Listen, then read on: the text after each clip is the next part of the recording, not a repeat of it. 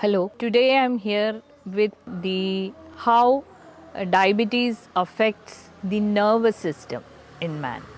Diabetes, we know it affects practically every organ, and especially it affects the nervous system, especially the peripheral nervous system, the kidneys, the eyes, etc. So today I am here to discuss an important topic, that is neuropathy. Neuropathy is how the affliction of the nerves happens. We know that the nervous system is divided into a central nervous system consisting of the brain and the spinal cord mainly. There is a peripheral nervous system which involves all the nerves, small nerves, big nerves across the various body parts, and there is an autonomic nervous system which controls the visceral or internal organs of the man. Internal organs in the sense the heart, the gastrointestinal system, the genitourinary system, etc. So these are the three parts into which a nervous system in man is divided into, and all the three are affected by diabetes. If we take the central nervous system, we know that strokes is a major hazard, but diabetes directly doesn't cause the strokes, but it's a major risk factor along with hypertension, dyslipidemia, smoking, etc. So it is one of the risk factors for causing strokes. We know that the chances for dementias like Alzheimer's dementia and the small vessel ischemia. Ischemia is a word that we medically use for lack of blood supply. So these the small vessel ischemia, or the lack of blood supply through the small vessels supplying the key area of the brain, which is known as the white matter, is very importantly seen in diabetics. So these are certain ways by which diabetes affects the central nervous system. Now if we take the peripheral nervous system, we know that diabetes is one of the major reasons for paralyzing or for creating trouble with the peripheral nerves. It's not very rare that we see a diabetic patient who develops a foot ulcer due to a nail within his shoe. He wouldn't know that the nail was there in the shoe, So that is why we emphasize to our diabetic patients that whenever you wear a footwear, make sure that there is no foreign body in it, make sure there are no small stones or nails in it, because since the feet are insensate or they are lacking in sensation, it's very often that such an object remains in the footwear and it creates constant irritation to the extent of creating an ulcer which takes ages to heal. So this is about diabetic peripheral neuropathy. The general symptoms of diabetic neuropathy can be classified into two. There are positive symptoms where you will have very strong pain sensations, you can have burning sensation, you can have pins and needles pricking on your leg. The usual area of distribution is what we medically call the glove and stocking distribution, where we wear the stocking and the gloves. So that distribution, we can have tingling, we can have numbness, we can have burning sensation, and on the other extreme we can have no sensations at all, or we can have insensate feet and insensate hands. Feet are more commonly affected.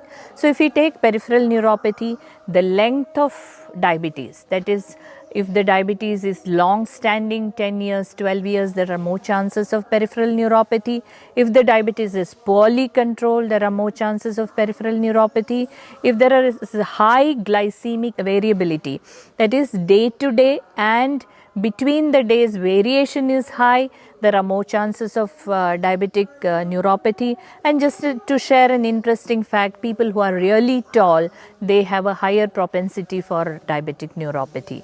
So these are the risk factors for neuropathy, peripheral neuropathy, or the involvement of peripheral nerves in a diabetic.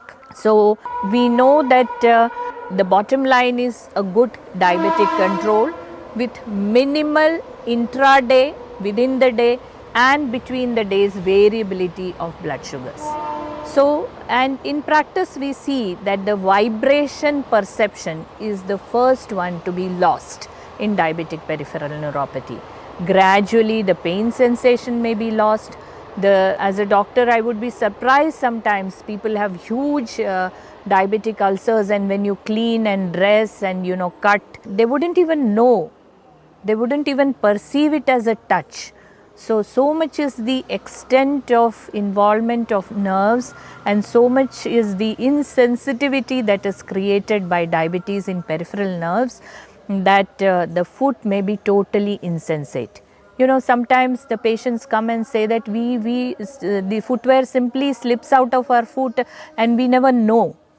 So this is the extent to which the insensitivity gradually affects the legs, especially legs. Hands also, people have tingling, numbness. There are certain other reasons for the numbness in the hands, like carpal tunnel syndrome, which is the entrapment of a nerve in the wrist region.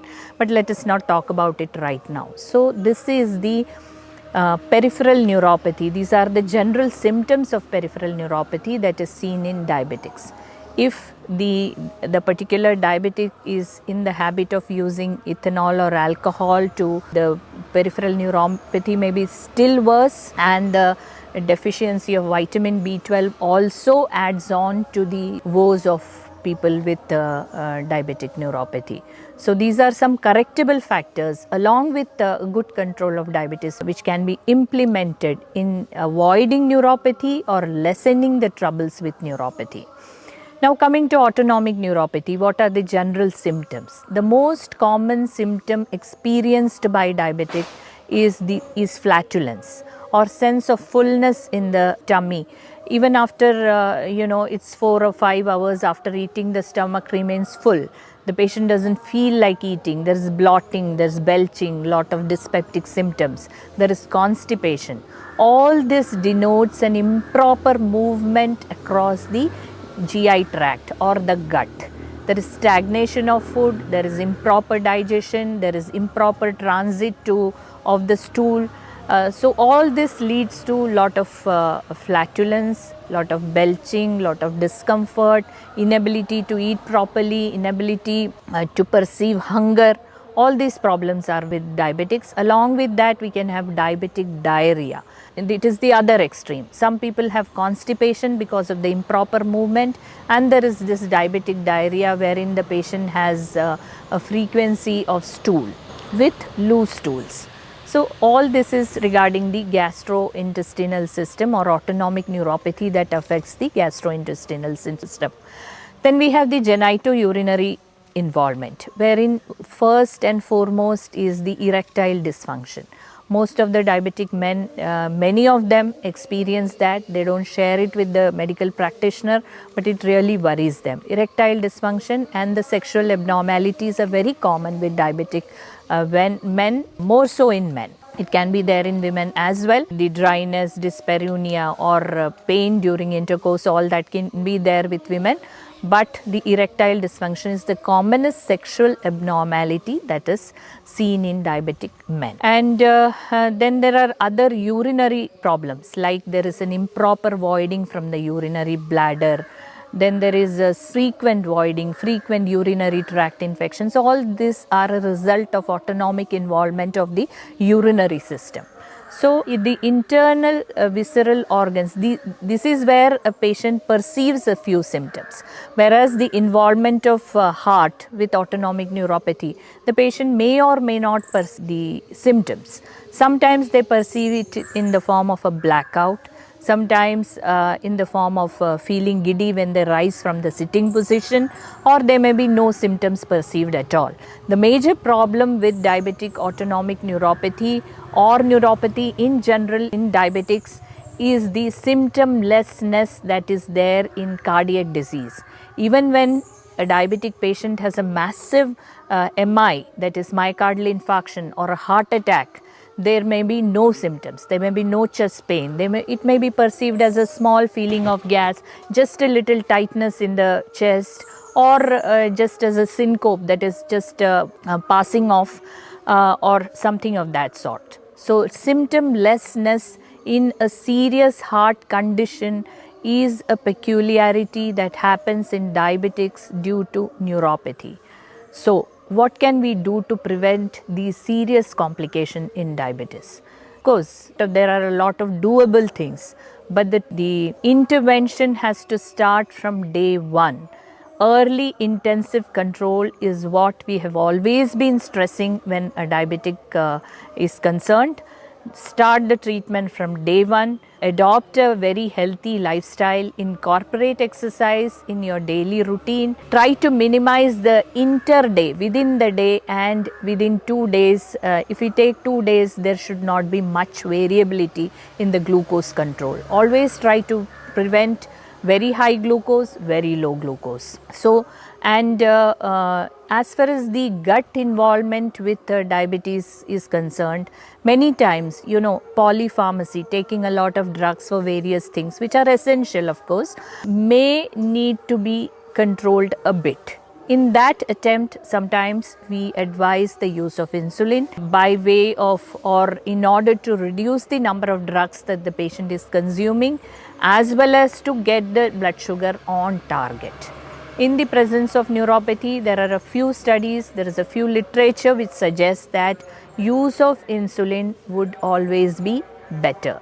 So, to conclude, I would like to say that always keep a good control, always avoid wide excursions of blood sugar, be very careful about your legs, always try to examine the legs whenever possible, and if the feet are insensate, be very cautious about buying a new footwear, using your footwear, always check the footwear before you wear it.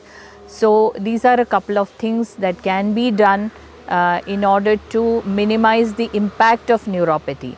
Plus, if there is a vitamin B12 deficiency, we can easily correct it, minimize the use of alcohol, and may these few tips help you in preventing or curtailing peripheral neuropathy at least a bit. Thank you.